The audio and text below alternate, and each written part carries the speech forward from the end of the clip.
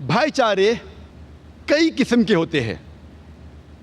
مثال کے طور پہ بھائی چارہ رشتے کے بنیاد پر، بھائی چارہ علاقے کے بنیاد پر، بھائی چارہ ذات پات کے بنیاد پر، بھائی چارہ رنگ کے بنیاد پر.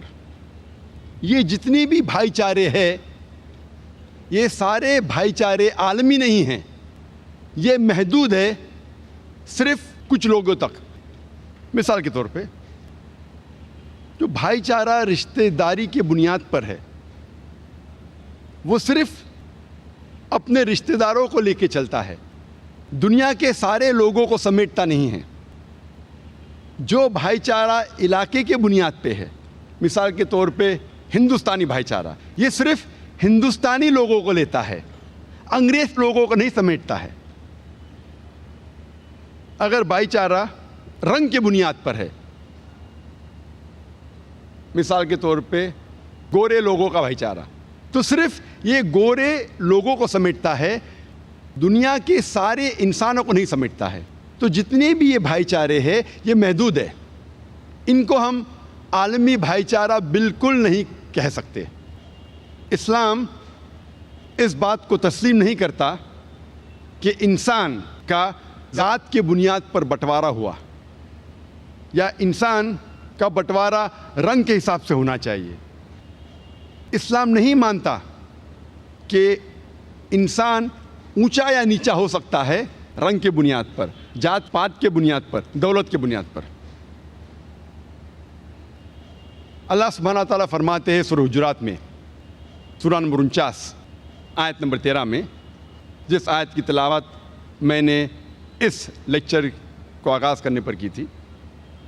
اللہ تعالیٰ فرماتے یا ایھا الناس انا خلقناکم من ذکر و انثی وجعلناکم شعوبا وقبائل لتعارفوا ان اکرمکم عند اللہ اتقاکم ان اللہ علیم خبیر. اے انسانوں، ہم نے تمہیں ایک مرد اور ایک عورت کے جوڑے سے بنایا ہے، پیدا کیا ہے، اور تمہیں قوموں اور قبیلوں میں بانٹا ہے تاکہ آپ ایک دوسرے کو پہچان سکے، نہ کہ آپ ایک دوسرے سے نفرت کریں. اور تم میں سے سب سے بہترین انسان وہ ہے جو متقی ہے. اس قرآن مجید کی آیت سے ہمیں پتہ لگتا ہے کہ اللہ سبحانہ و تعالیٰ کا دار و مدار